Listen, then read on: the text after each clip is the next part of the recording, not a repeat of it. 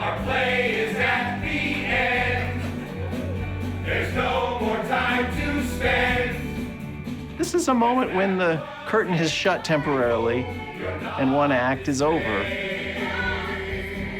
But another act is about to begin. This is all.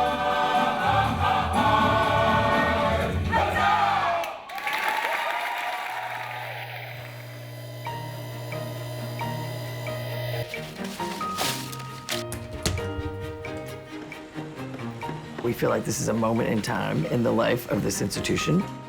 What has gone on here to get ready for this renovation to begin has been an extraordinary amount of work on everybody's part.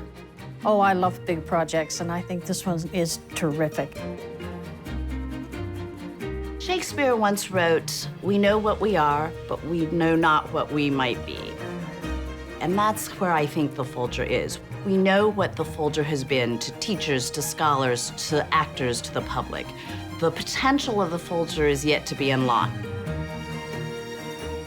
We are making these ideas more accessible, and we're creating a space where people can learn and collaborate and see and visualize and interact with ideas and the text. The Folger is an undiscovered gem. And I think if we can expand what we can show, we'll be out there sparkling.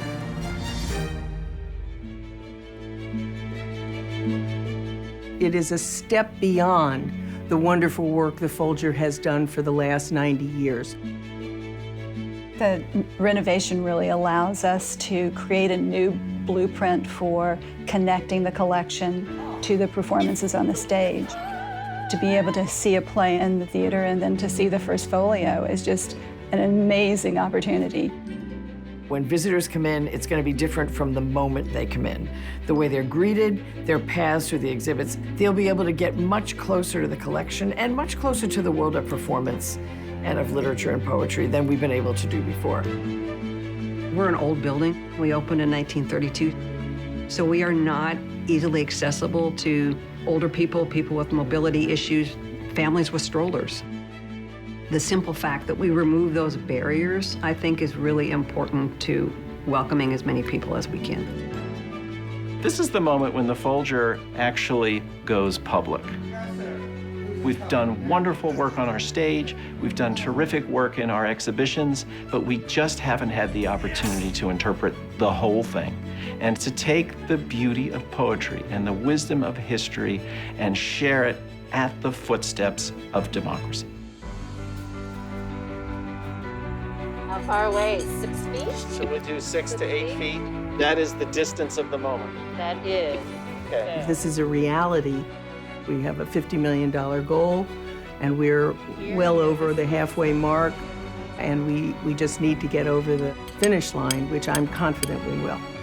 Madam Chair? Thank you. One of the lovely things about The Wonder of Will is that it looks beyond just the space. It also involves scholarship and acquisitions, collections and exhibits. And so there's something, I hope, that appeals to every single person. And we really appreciate those who have supported all facets of the campaign.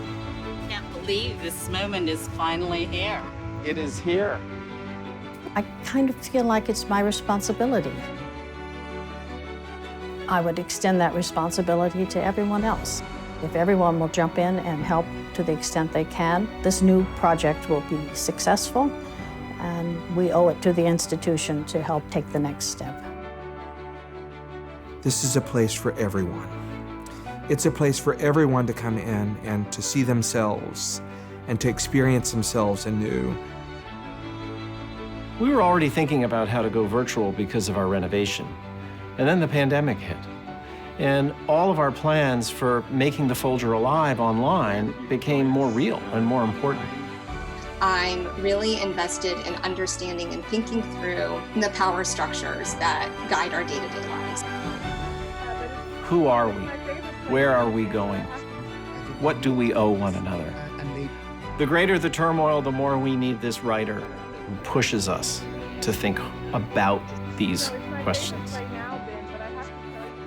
On behalf of the Folger Board of Governors and everyone at the Folger, we are so proud to be breaking ground at this moment. We're inspired by the future, and we look forward to sharing Shakespeare and this wonderful collection with all. Here we go.